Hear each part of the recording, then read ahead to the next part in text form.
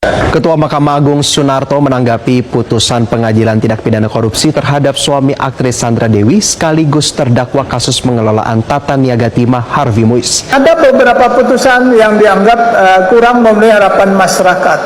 Sekali lagi, hakim ketika memutus itu didasarkan pada bukti, pada alat bukti dan keyakinannya.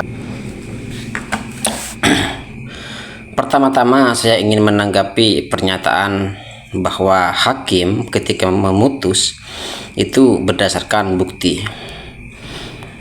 Yang ingin saya tanggapi adalah bahwa hakim itu adalah manusia biasa, Pak.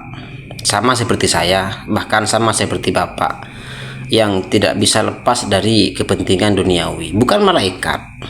Jangankan hanya hakim yang menjalankan undang-undang yang dibikin oleh manusia, bahkan seorang pemuka agama yang jelas-jelas menjalankan undang-undang yang dibikin oleh Tuhan kadang-kadang menjadikan santriwati mereka sebagai pelampiasan dari hawa nafsu seksual mereka.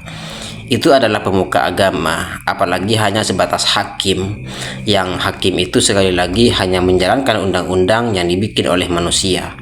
Jangankan hanya hakim, Ketua Mahkamah Konstitusi, mantan Ketua MK, Pak Akil Mukhtar, kurang apa dia? Masih ditetapkan sebagai tersangka oleh KPK.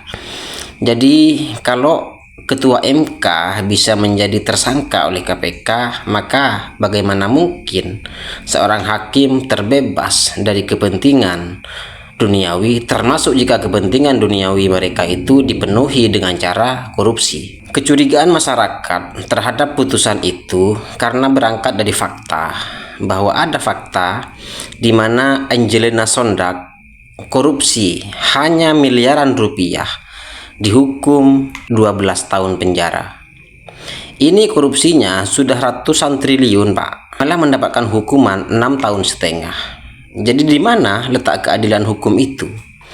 Itu yang pertama. Yang kedua, andaikan hakim itu betul-betul berbicara atas dasar hukum, atas dasar undang-undang, maka yang kita persoalkan sekarang ini adalah undang-undangnya.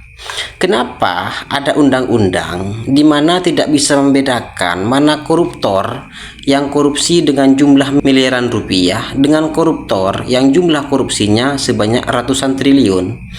Kenapa tidak ada undang-undang yang jelas di mana kalau ada koruptor sebanyak 1 miliar dihukum 10 tahun misalnya, kalau 1 triliun dihukum 100 tahun misalnya. Jadi dalam kasus ini sebenarnya ada dua hal yang penting. Yang pertama, apakah hakim itu betul-betul jujur?